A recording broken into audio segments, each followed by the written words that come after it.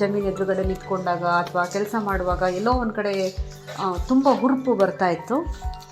So ಹಾಗಾಗಿ ಎಲ್ಲ ready ಮಾಡಿಕೊಂಡು ನಾವು 2022ರಲ್ಲಿ ಮೇ 11ರಂದು ತೋಟ ಮಾಡಿದ್ವಿ. ತೋಟಕ್ಕೆ ಅಡಿಕೆ ನೆಟ್ವಿ.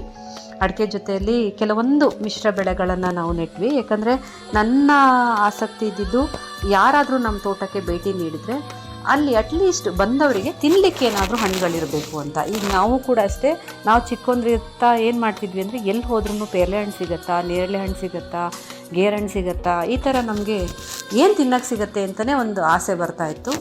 ಸೊ ನಾವೇನು ಮಾಡಿದ್ವಿ, ಅದಕ್ಕೋಸ್ಕರ ಎಲ್ಲ ಥರದ್ದು ಹಣ್ಣುಗಳ ಗಿಡಗಳನ್ನು ಹೋಗಿ ಇಲ್ಲೇ ಶಿವಮೊಗ್ಗದಲ್ಲಿ ಅನ್ನಪೂರ್ಣೇಶ್ವರಿ ನರ್ಸರಿ ಅಂತ ಇದೆ. ಸೊ ಅಲ್ಲಿ ಹೋಗಿ ಒಂದಿಷ್ಟು ಗಿಡಗಳನ್ನು ತೆಗೆದುಕೊಂಡು ಬಂದ್ವಿ. ಜೊತೆಗೆ ಇನ್ನೊಂದೇನಾಗುತ್ತೆ ಅಂದರೆ, ಇವಾಗ ಎಲ್ಲರೂ ಕೂಡ ಒಂದು ಮಾಡರ್ನೈಸ್ ಅಗ್ರಿಕಲ್ಚರಿಗೆ ಬರ್ತಾ ಇದ್ದಾರೆ. ಸೊ ನಾವೇನು ಮಾಡಿದ್ವಿ, ಅದ್ರ ಜೊತೆಗೆ ಕೆಲವೊಂದು ವಿಜಾತಿಯ ಹಣ್ಣು, ವಿದೇಶದ ಹಣ್ಣುಗಳನ್ನು ನಾವು ಯಾಕೆ ನಮ್ಮ ನೆಲದಲ್ಲಿ ಹಾಕ್ಬೋದು ಅಂತ ಹೇಳಿಬಿಟ್ಟು ಯೋಚನೆ ಮಾಡಿ, ಸೊ ಅಲ್ಲಿ ಕೂಡ ಒಂದಿಷ್ಟು ಜಾತಿಯ ಗಿಡಗಳನ್ನು ಹಾಕಿದ್ವಿ.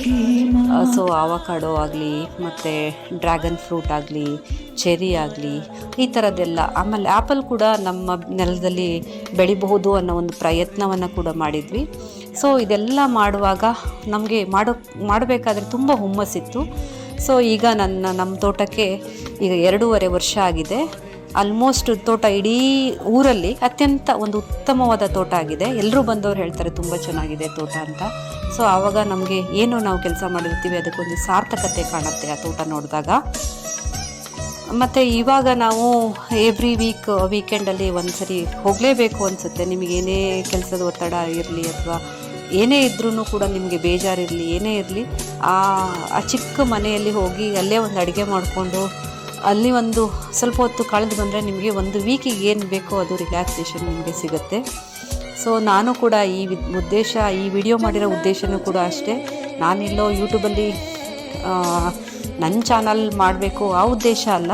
ಬಟ್ ನನ್ನ ಉದ್ದೇಶ ಇಷ್ಟೇ, ಎಲ್ಲ ಏನು ಯಂಗ್ಸ್ಟರ್ಸ್ ಅಂತ ಇದ್ದಾರೆ, ಇವಾಗಿನ ಯೂತ್ಸ್ ಅಂತ ಇದ್ದಾರೆ, ಸೊ ಅವರು ಕೂಡ ಈ ಥರ ಅಗ್ರಿಕಲ್ಚರಿಗೆ ಬರಬೇಕು.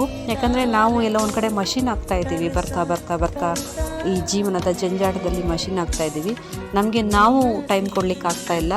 ಇನ್ನು ಎಷ್ಟೋ ಜನ ನೋಡ್ತಾ ಇರ್ತೀವಿ, 20 ವರ್ಷಕ್ಕೆ ಹಾರ್ಟ್ ಅಟ್ಯಾಕ್ ಆಯಿತು, ಸ್ಟೂಡೆಂಟ್ಸಲ್ಲಿ ಹಾರ್ಟ್ ಅಟ್ಯಾಕ್ ಆಯಿತು, 30 ವರ್ಷಕ್ಕೆ ಹಾರ್ಟ್ ಅಟ್ಯಾಕ್ ಆಯಿತು. ಈ ಥರ ಎಲ್ಲ ಬರ್ತಾ ಇರೋಂಥದ್ದು ನಮ್ಮ ಒತ್ತಡದ ಜೀವನದಿಂದ.